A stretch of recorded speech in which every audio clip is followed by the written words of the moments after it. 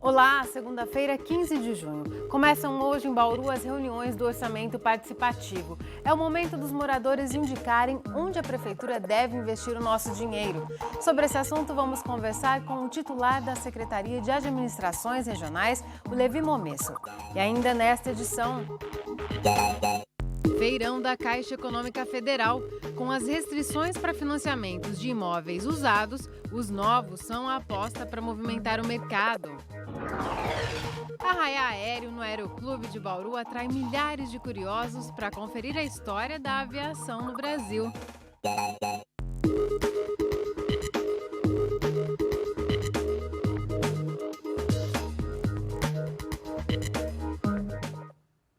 Apesar da crise financeira, o mercado de venda de imóveis novos mostra que tem fôlego. Por outro lado, a venda de usados tende a cair por causa das alterações nas regras de financiamento, feitas pela Caixa Econômica Federal no mês passado.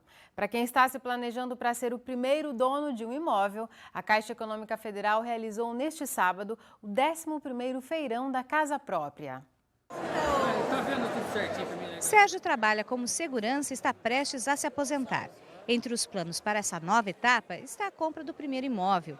Ele ainda não se decidiu se quer comprar um apartamento ou casa, mas quer pagar uma prestação de até R$ 800 por mês. Por que o senhor optou pela modalidade do consórcio em vez do financiamento?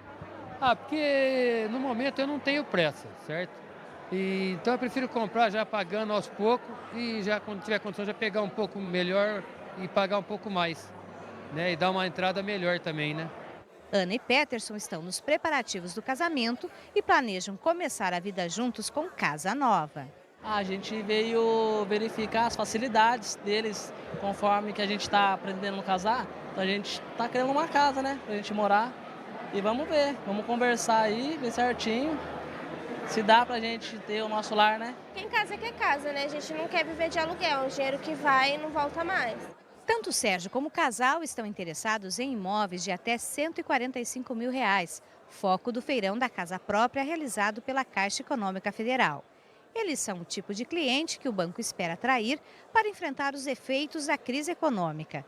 Essa faixa de imóveis representa 65% dos R$ 98 milhões em financiamento habitacional feitos entre janeiro a maio na cidade em 2015, repetindo o êxito do ano passado.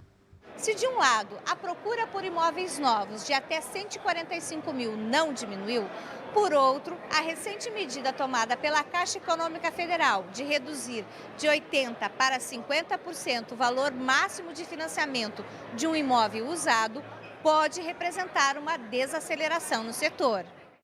Por exemplo, um consumidor que deseja adquirir um imóvel de até R$ 500 mil, antes da mudança das regras, daria uma entrada de R$ 100 mil e financiaria o restante. Com as novas medidas, a entrada deve ser metade do valor do imóvel, ou seja, R$ 250 mil. A medida se aplica a imóveis financiados com recursos do Sistema Brasileiro de Poupança e Empréstimo, SBPE. As regras permanecem as mesmas para os imóveis financiados com recursos do programa Minha Casa Minha Vida e do Fundo de Garantia por Tempo de Serviço. É uma adequação de produto. Nós tivemos uma adequação de produto, né, de enquadramento dentro das características do que o mercado apresenta no momento e optou-se pela redução da cota de financiamento. Na nossa região, na cidade de Bauru especificamente, nós estamos com a mesma velocidade de contratação do ano 2014. De janeiro a maio de 2014 e de janeiro a maio de 2015, nós emprestamos R$ 99 milhões, num valor médio de R$ 140 mil. Então nós ainda tivemos nenhum impacto na região. Este construtor comenta que as novas regras de financiamento para usados irão beneficiar quem pretende adquirir ou vender um imóvel novo. Se a pessoa não tiver recurso próprio, é ótimo para comprar um imóvel novo, porque a contrapartida que ele tem que dar cabe no bolso dele e compra. É menor o recurso próprio que ele tem que investir. Já esse corretor recomenda aos proprietários de imóveis usados flexibilidade na negociação. Ele tem aceito mais coisas na compra do imóvel dele, aceitando imóvel de menor valor, carro, né? Financiamento, que era uma coisa que o pessoal também torcia um pouco o nariz, né? Hoje não, o proprietário está ciente que ele tem que aceitar a questão do financiamento aí também.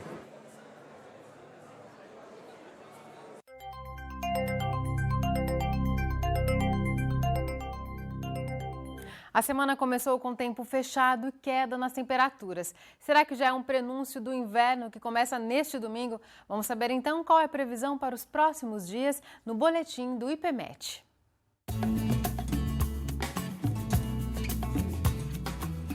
Tem previsão de chuvas em Bauru, sim, são chuvas fracas.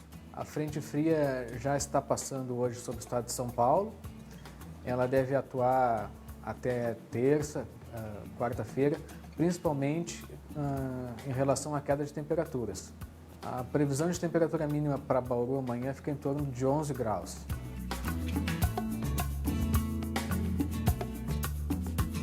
A semana vai começar com tempo instável, com previsão de chuvas na segunda-feira. Para amanhã, na terça, a previsão de chuva já diminui bastante, mas o tempo segue com bastante nebulosidade, parcialmente nublado, e com temperaturas amenas, pelo menos até quarta-feira.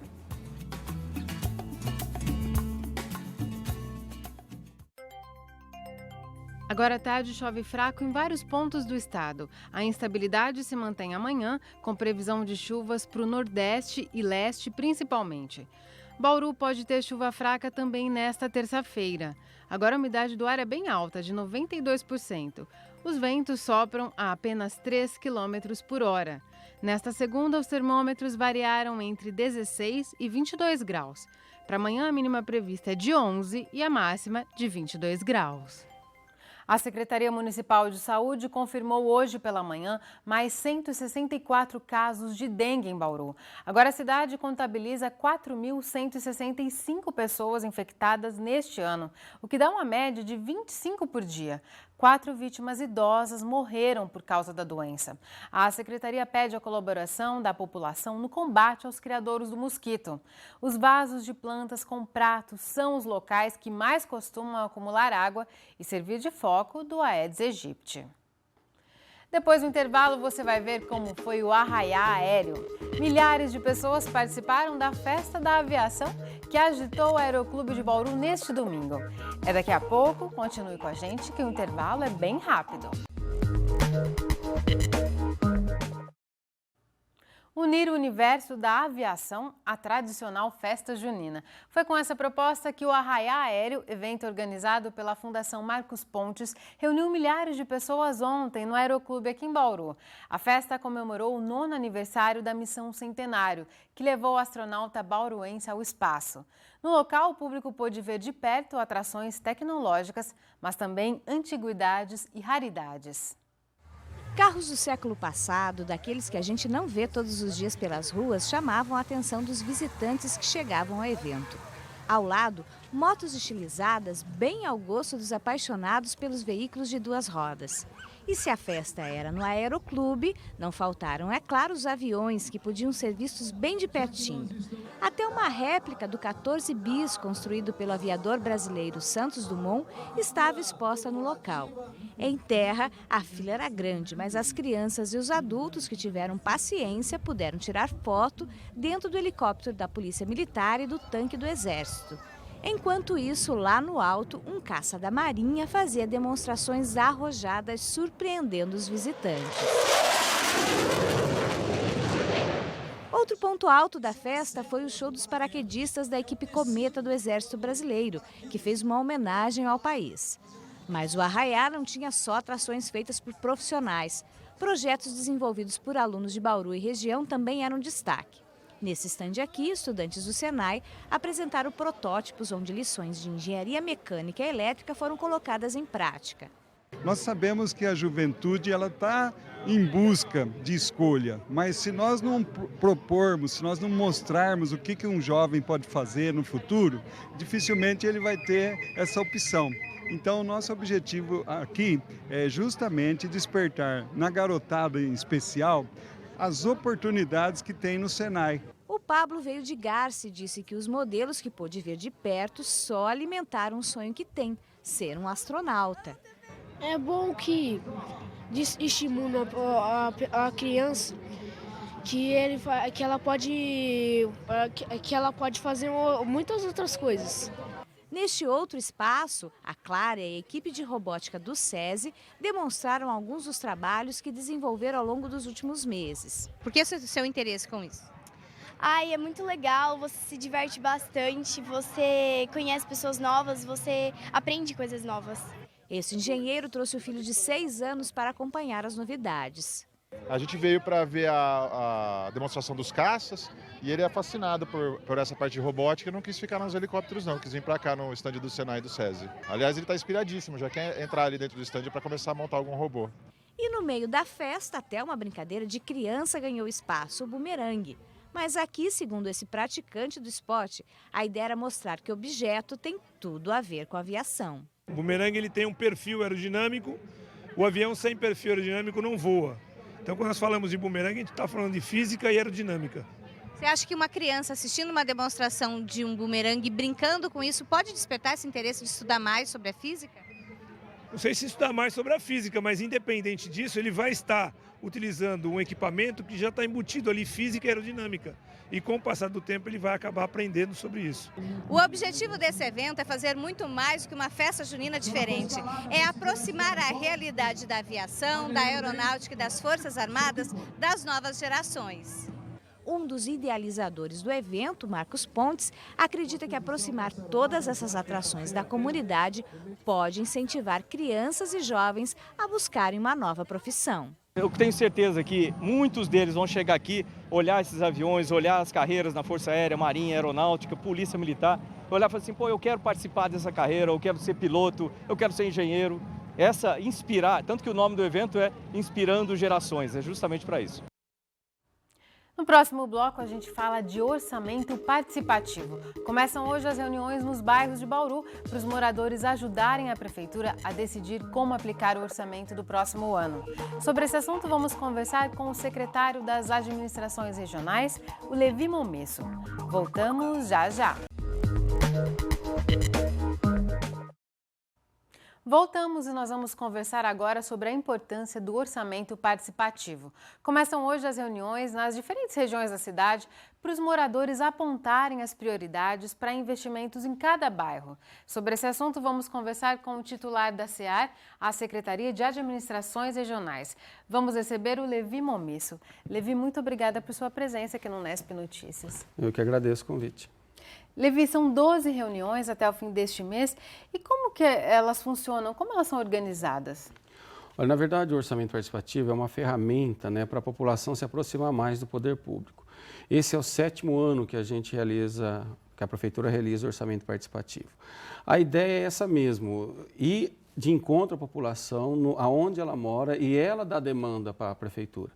Porque senão fica muito cômodo. A prefeitura, no lugar dela, ela imagina que naquela região necessita de alguma coisa e, de repente, ela faz algo que não é tão prioridade para aquela região. Então, o orçamento participativo é uma ferramenta muito importante para isso. Essas reuniões elas acontecem em 12 regiões da cidade.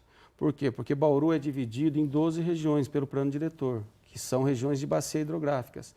E por essas regiões serem divididas pelo plano diretor, então nós vamos ter regiões que têm 50 bairros, regiões que têm 15 bairros, né? Mas essa população, elas vão, participam, a prefeitura em peso está lá, todas as secretarias. Tem um representante de cada secretaria. E das autarquias também. E muitas das vezes os próprios secretários também participam, né? E ali é onde a gente divide todas as secretarias em 5 grupos temáticos e conforme a necessidade daquele morador, ele vai para aquele grupo e dá a sugestão dele. E é aberto a toda a população? Porque é muito comum que só os líderes, né, do bairro, que eles apareçam nessas reuniões. Mas é aberto para toda a população, né? Não, com certeza. Toda a população está convidada a participar, deve participar. Até porque esse é o momento. Se eu não pleitear agora, se eu não falar agora, antes de fazer o orçamento do ano que vem, depois que o orçamento fechado, não tem como eu falar da minha demanda. Porque aí eu vou ter que esperar o outro ano para colocar aqui no orçamento, porque a prefeitura ela trabalha assim, o que a gente vai fazer o ano que vem, a gente decide esse ano, né? E todas as sugestões levadas, elas são anotadas, feita uma ata, isso é repassado para as secretarias e depois isso é revisto como? Em que momento a prefeitura lança a mão dessas informações para se planejar? O que é interessante, o que a gente faz? A gente pega todas essas demandas e lógico que dependendo do grupo, eu já tenho 3, 4, 5 secretarias naquele grupo. Então, se tiver uma demanda para cada secretaria, já deu a 5.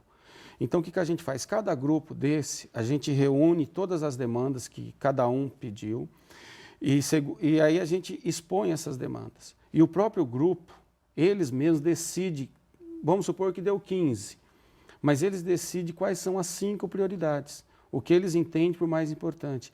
E essas demandas que a prefeitura vai se esforçar e se dedicar para realizar.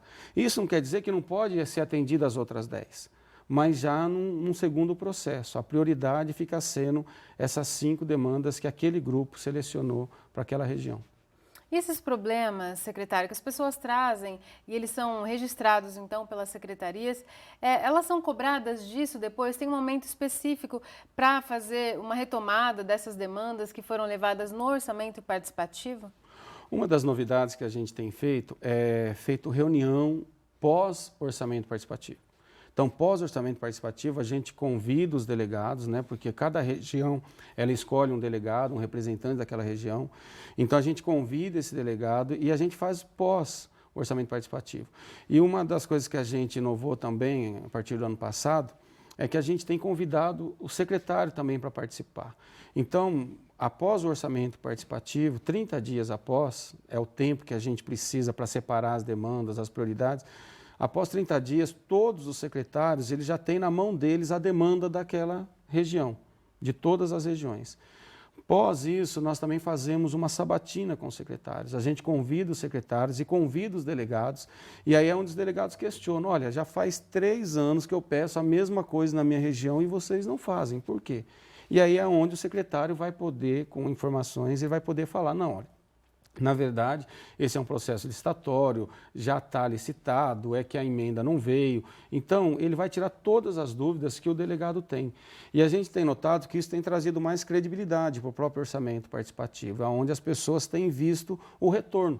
Porque era muito cômodo para a prefeitura, eu vou lá, reivindico, depois eu não sei como é que está, que pé que está. Não, hoje o secretário ele acompanha e ele sabe da maneira que está, e o próprio delegado também, ele sabe em que pé que está a demanda da região dele. Justamente, nós conversamos com alguns representantes dos bairros e eles falam que a adesão muitas vezes é baixa porque as pessoas sentem que as demandas delas não são atendidas. Por 3 anos seguidos pedem a reforma do centro comunitário, por exemplo, e aí o bairro não é atendido e elas acabam ficando desestimuladas de continuar a participar. Então, essa mudança vem nesse sentido, de tentar trazer uma resposta para essas pessoas.